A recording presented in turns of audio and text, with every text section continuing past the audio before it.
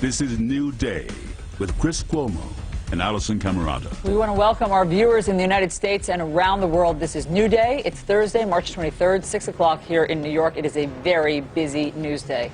We begin with breaking news right now. Police in London announcing they have made 7 arrests in connection with yesterday's deadly terror attack outside of the House of Parliament.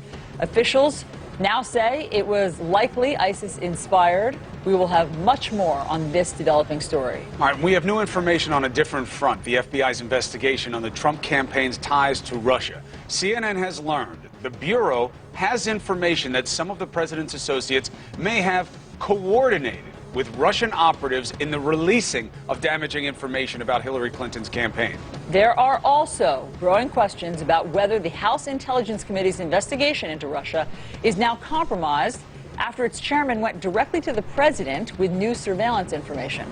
All of this as the showdown over health care is in the final hours with Republicans still divided. All right, so there's a lot at stake on this 63rd day of the Trump presidency. Let's get after it with CNN Justice correspondent Evan Perez live in Washington. You've been working this story from the beginning. What's the latest?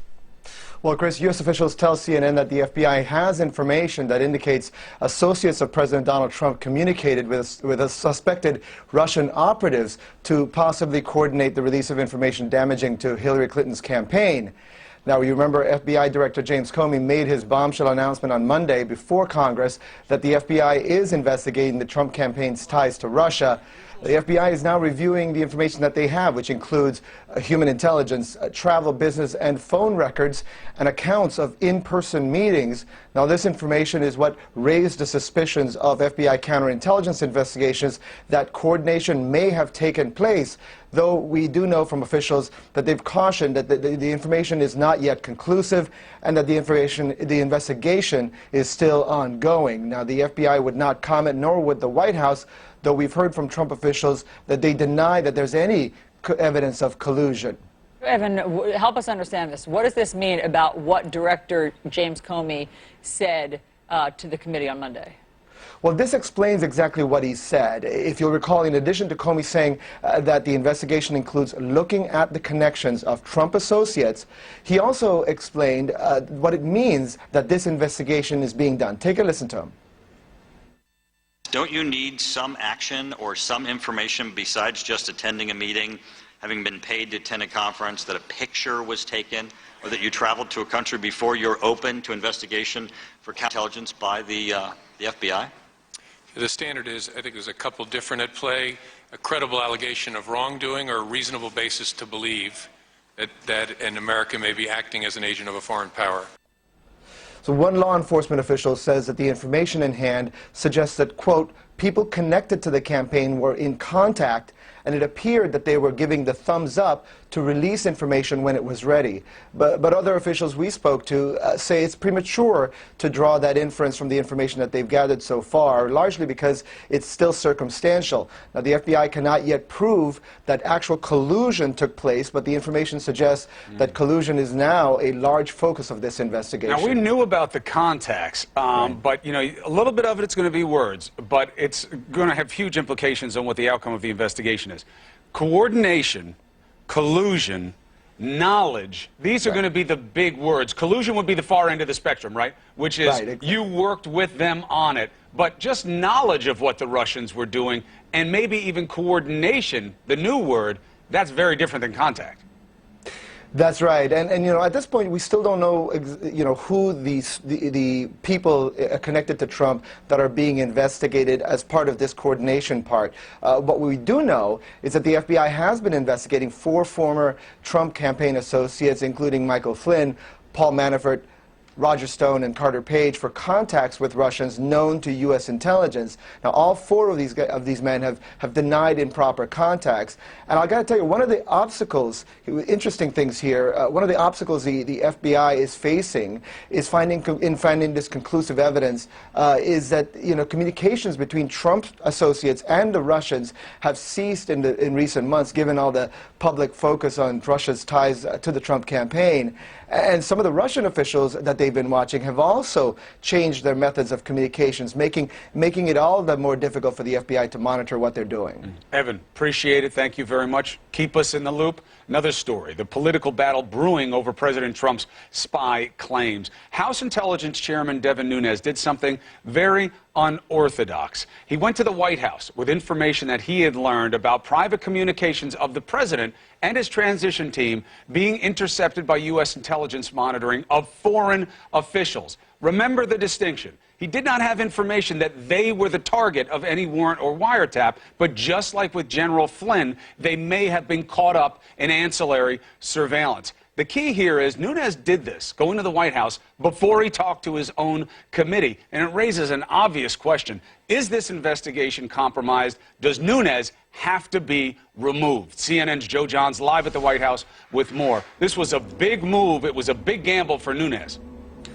That's right, Chris. With a federal investigation underway and the eyes of the nation focused on how the Congress is handling this, the Republican chairman of the House Intelligence Committee appearing to do an end run around established committee procedures, raising new questions about the ability of this committee to conduct a fair and impartial investigation.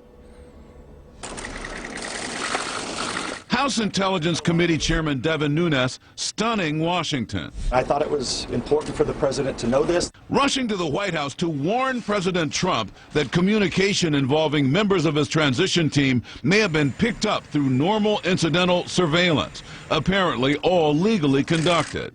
It does appear like his name and people and others ended up into intelligence reports. Most people would say that is surveillance. Nunes himself, a member of the president's transition team, under fire for going to the media before briefing Democratic members of the House Intelligence Committee. We can't have a presidential whisperer. The White House immediately seizing on Nunes' statements. There's a lot of questions that I think his statement raises. The top Democrat on the Intelligence Committee angrily responding to the Republican chairman's actions for potentially politicizing their bipartisan investigation into Russia's interference in the last election. The chairman will need to decide whether he is the chairman of an independent investigation into conduct which includes allegations of potential coordination between the Trump campaign and the Russians, or he is going to act as a surrogate of the White House, because he cannot do both. President Trump responding to the revelations. Do you feel vindicated by Chairman Nunes coming over here? I somewhat do. I must tell you, I somewhat do. I very much appreciated the fact that they found what they found. Despite all the drama over intelligence today, the big issue at the White House is health care. The president will be bringing truckers and CEOs from trucking companies to the White House to talk health care this afternoon. Chris and Allison. Okay, Joe, thank you for all of that. We have a lot to discuss with our panel. Let's bring them in right now. We want to bring back Evan Perez, who has shared his reporting with us. Also joining us, Maggie Haberman, CNN political analyst and White House correspondent for the New York Times. We have Phil Mudd, CNN counterterrorism analyst and former CIA counterterrorism official. So let's begin, Maggie, with, sometimes we overuse the word bombshell. However, if Evan's reporting is ultimately confirmed by officials and law enforcement that there was some sort of coordination between members of the Trump campaign and Russia in terms of releasing the emails that were damaging to Hillary Clinton, where are we with this? Well, for Donald Trump, if that is all confirmed, we're in a pretty bad spot, if you're him. I think that we are a ways away from that. I do think this is another additional piece of information that seems to suggest there is a reason that the FBI has been so focused on this. And while I know that there is some school of thought that if they had found something already, we would know it and the public would know it and it would have been sort of leaked out through the press in some way. Actually, these investigations take a really long time. So I don't think that that is a surprise. I think that until there is actually anything conclusive, however, this is just a daily drumbeat for the Trump administration that is really challenging for them and for which they have had no disciplined answer, no clear answer, contradictory answers, and it is really, really bogging them down. If this is proven, then I think that that raises a whole other host of questions. But for now, it's shackling them, I think, to a degree that they've been surprised by. Right. I mean, the right word would be proven, right? Evan's reporting is solid. We know the sourcing on it. If they're able to make those conclusions that are the premise of the reporting, then you get into a different ballgame. But, Phil, look, we know that they had to be looking for corroboration, collusion, knowledge, something more than contact, because that would be the root of the need for an investigation. The revelatory aspect of what happened in the last 24 hours is Nunes, isn't it? He took information that wasn't necessarily revelatory, but it was convenient to help the White House. He then forgets that he's supposed to be doing an independent investigation, runs over to the White House to try to help them, and does a press conference afterwards. Can he stay in charge of anything that's supposed to be objective? I don't think so. Let's look at two pieces of this, Chris. First, what he did. If I were to go up, and I went up many times before Hill hearings, if I were to go up before this committee in front of a chairman of the committee who's saying, reveal what you know about an investigation that reaches the White House, and I'm looking at him saying the first thing he's going to do is to run down the street and tell the targets of the investigation potentially what's underway, how do you go into that hearing thinking or hoping that it's a real process and the game isn't rigged? This game is rigged, and we just learned that yesterday. The second is how information is being manipulated as it's going live to the chairman of the committee. Two things that were confused yesterday completely inappropriately that you touched on. A couple weeks ago, we had the president misleading the American people by claiming that his predecessor broke the law. The president of the United States cannot order a wiretap. That's breaking the law. Devin Nunes and others are trying to suggest that surveillance of foreign officials legally backed by a court and carried out by the FBI and the Department of Justice that incidentally collects American citizens is somehow related to what the president says, and then the president suggests that's true. Let me tell you what it is. It's nonsense. The two are totally different. Evan, back to the substance of your reporting. Is it your sense, as Adam Schiff, Congressman, said yesterday, that we've moved from circumstantial, where it was like, Trump associates maybe talking to Russian operatives, has it advanced from circumstantial to something else? Well, one of the interesting things about this investigation, Allison, is the fact that you talk to officials and they're looking at some of the same evidence, and some of them think they want what they're looking at, and they say, well, that looks like someone's giving the thumbs up, someone is actually coordinating the release of information, someone's giving a wink and a nod to release damaging information to Hillary Clinton's campaign. Other people looking at the same information, the same evidence, the same intelligence, come back and say, well, we're not there yet. We still think we need more work to be done here. And I think that's how the FBI works. I mean, you do have differences of opinion inside an investigation as it's ongoing. And I think part of it is the fact that, you have intelligence. Some of it is gotten in ways that you can never use in court. So you do need to get more evidence, more information that you can present in court if you should ever bring a case. And that's what Jim Comey was talking about on Monday. One of the reasons why we did this story, frankly, we'd been working on this for some time, was we wanted to explain a little bit about why Comey did what he did. He felt that not only was the information solid enough for them to share some of this with the public, at least what they're looking at, he felt that it was important enough for the public to know that the FBI is not turning a blind eye to this. And, Maggie, as you know, Evan and the rest of the team have been reporting from the beginning that there had to be a suspicion of there for them to look at the contacts in the first place, because there's nothing wrong with meeting with the Russian ambassador on its face. It's what the point of purpose was, and was it part of a larger dynamic. So they've always been moving down that road, and Evan has been chronicling that very well with the team. You get into the implications of what are they going to be able to prove. You have this separate issue of what Nunes did. And that deserves a lot of attention. That is hugely compromising to the ability to get any objective truth in this situation. And it is a shock, no question about that. But when you look at Paul Manafort, Maggie, you got your questions. You got your salacious allegations. You have the White House saying they didn't know about him and his contract with the Russian, which strains credibility. So how much of this story winds up falling back on the White House anyway? Are they going to make a case about Manafort? Who knows? Wait and see. Far-fetched at this point. But the White House, once again, like with Flynn, saying we didn't know something that was painfully obvious about the man's background. Right, to your point, I mean, the White House has a habit of extending this story well beyond, if something is a one-day story, the White House has rarely missed an opportunity to turn it into a four-day story. I can't speak to what may or may not come out about Paul Manafort.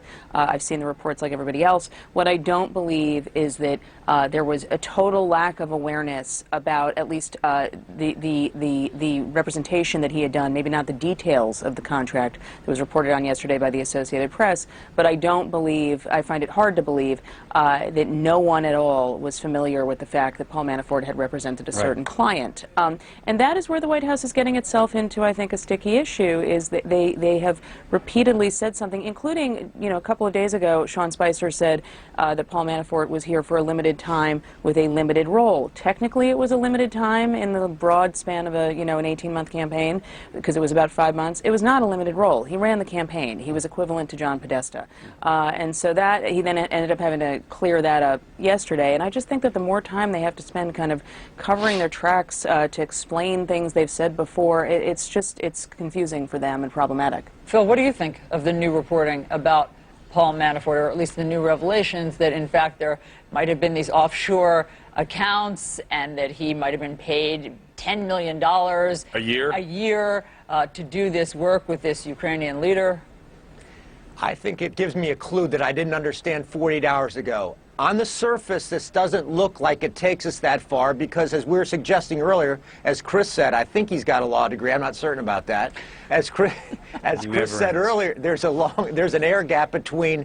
There might have been contacts between campaign officials and the Russians. That's not a legal case yet. However, let me give you one fact that we're glossing over here. The FBI director was castigated through the summer and into the fall for doing something FBI directors rarely do, acknowledging they had a case based on the Hillary Clinton email issue. Months later, he comes back and says, I've got a case open. That tells me something was very serious, and that serious thing is what we just learned. And just to be clear, it's hard to say that the stuff we're hearing about Manafort now is new. You can go and Google. The first interview Manafort did when he joined the Trump campaign on television was with us. We asked him about his contacts and his business dealings right then. The idea that the White House didn't know about them is almost impossible to believe. Lady, gentlemen, thank you very much.